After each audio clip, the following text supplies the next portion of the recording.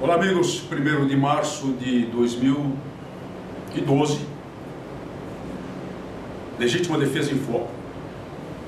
Eu quero comentar, neste nosso programa,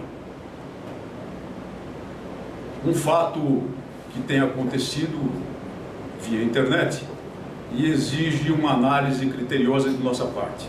Trata-se de um e-mail que vem circulando e vem sendo repercutido.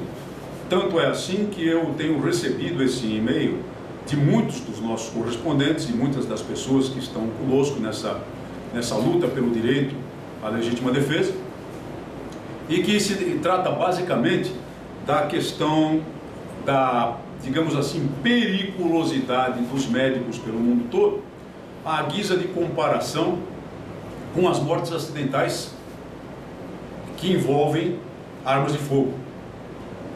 Então eu gostaria de alertá-los e gostaria de pedir à nossa militância que cuidasse muito da forma de tratar esse e-mail. Os dados ali constantes, que são dados relacionados com as mortes por erros médicos nos Estados Unidos, são verdadeiros. Eu sei disso porque estudei muito bem essa questão para utilizar esses dados nos debates na época da campanha do referendo. Os dados são verdadeiros, eles refletem o índice de mortes acidentais por erros médicos nos Estados Unidos, e eu posso lhes afirmar que aqueles índices que são extremamente importantes, são graves mesmo, a tal ponto de que são bem maiores do que os índices de homicídio doloso do Brasil, ocorrem não só nos Estados Unidos, mas ocorrem no Brasil, ocorrem na Europa e ocorrem em toda a parte do mundo onde haja dados confiáveis para analisar. A palavra relacionada a isso é iatrogenia. Iatrogenia é exatamente a doença, o fenômeno da doença, da morte ou da lesão corporal causada num paciente pelo erro médico, de modo mais estrito, ou por erros do pessoal de saúde de modo mais amplo. O médico pode praticar um erro diretamente, mas o pessoal de enfermagem, por exemplo, pode praticar um erro, embora o médico tenha acertado. Digamos que o médico escreva uma prescrição medicamentosa corretamente, e essa prescrição seja mal interpretada por descuido ou por outro motivo, por um enfermeiro que aplica o remédio impróprio ou aplica o remédio em dosagem imprópria ao paciente, acaba por matá-lo ou acaba por produzir um dano, uma doença, algo assim.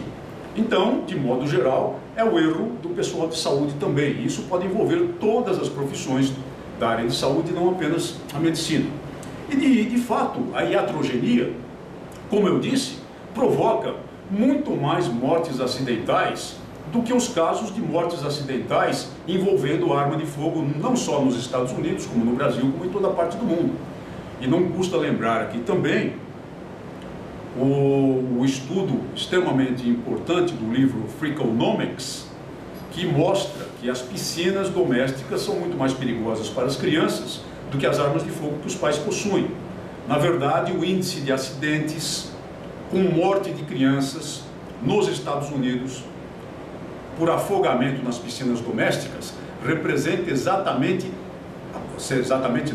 aproximadamente 100 vezes o índice de mortes de crianças por fatos acidentais envolvendo armas de fogo no mesmo país. Então esses dados são verdadeiros. O que me preocupa é que esse e-mail circula de um modo jocoso, circula à maneira de uma piada, circula com um tom humorístico. E exatamente por circular com esse tom, ele pode ser desacreditado, embora os dados que ele contenha sejam corretos. Além disso, esse e-mail pode suscitar uma reação negativa, que obviamente não interessa à nossa causa, até no seio do pessoal de saúde, no segmento do pessoal de saúde. Não é o que desejamos.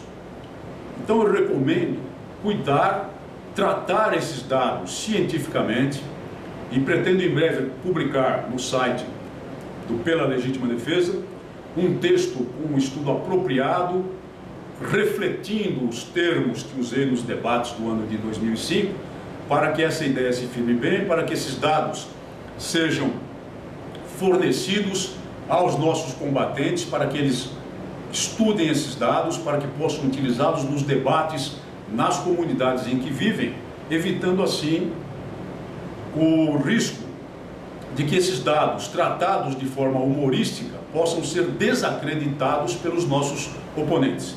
E lhes peço que não divulguem mais esse e-mail de forma jocosa, não divulguem mais esse e-mail de forma humorística. Se quiserem divulgar os dados que são verdadeiros, peço-lhes, por favor, que façam o seu próprio texto, um texto mais sério, um texto com termos bastante adequados, e o divulguem para afirmar entre as pessoas exatamente a ideia correta, de que há muitos casos de mortes acidentais por várias das mais variadas causas pelo mundo afora, sendo uma delas o erro médico. E isso não nos leva a pensar numa proibição dos serviços de saúde, a pensar numa proibição da assistência médica. Isso nos leva a pensar, sim, na qualificação cada vez maior dos médicos, do pessoal de saúde, na qualificação cada vez maior das escolas de medicina, que é um desafio para o nosso próprio país também. Esses dados bem estudados, bem debatidos, são a nosso favor, são armas a nosso favor para os debates, mas tratados de forma jocosa podem conduzir a um efeito negativo. Vamos mostrar que há muitos casos de morte acidental, há muitos tipos de morte acidental pelo mundo, e nem por isso nós pensamos em proibir o instrumento dessas mortes acidentais. Um desses exemplos é o trânsito.